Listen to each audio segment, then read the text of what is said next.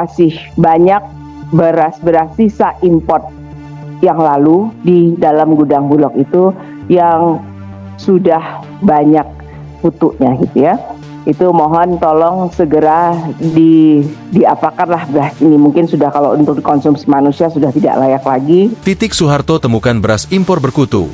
Untuk konsumsi manusia sudah tidak layak lagi. Wakil Menteri Pertanian, Wamentan, Sudaryono memastikan akan mengecek stok beras berkutu di gudang Bulog menyusul temuan Ketua Komisi 4 DPR RI Soeharto. Soeharto mengaku menemukan sisa beras impor tahun lalu yang sudah berkutu dan tidak layak konsumsi di gudang Bulog, Yogyakarta. Masih banyak beras-beras sisa import yang lalu di dalam gudang Bulog itu yang sudah banyak putunya gitu ya.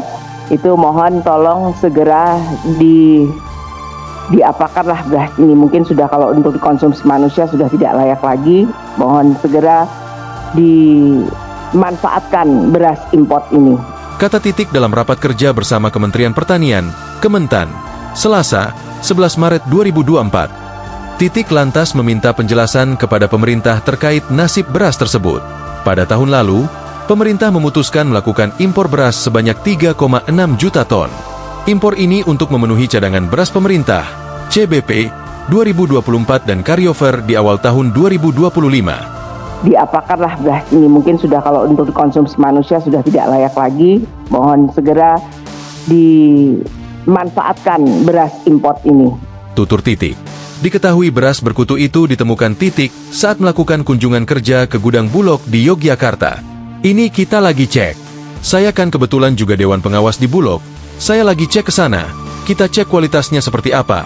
Kata Sudaryono di Kompleks Istana Kepresidenan, Jakarta Pusat, Rabu, 12 Maret 2025. Ia memprediksi, jumlah beras berkutu di gudang Bulog tidak akan mencapai ratusan ribu ton.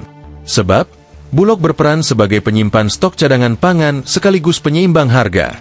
Dengan kata lain, beras-beras itu akan dikeluarkan jika stoknya menipis setelah panen raya. Moga-moga sih nggak terlalu banyak. Ya, karena kan Bulog ini kan barangnya harus simulasikan. Barang masuk terus ada yang keluar. Sehingga di saat panen raya sekarang kita banyak beli. Nanti di saat nggak lagi banyak panen, berasnya lagi mau naik, kita keluarkan berasnya, bebernya.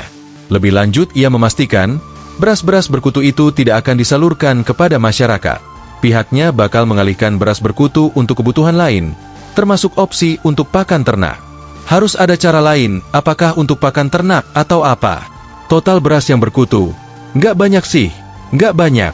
Hitungan kita nggak banyak. Tonton yang sampai ratusan ribu apa sih nggak nyampe? Lah, kita lagi cek, tandasnya. Download Tribun X sekarang, menghadirkan lokal menjadi Indonesia.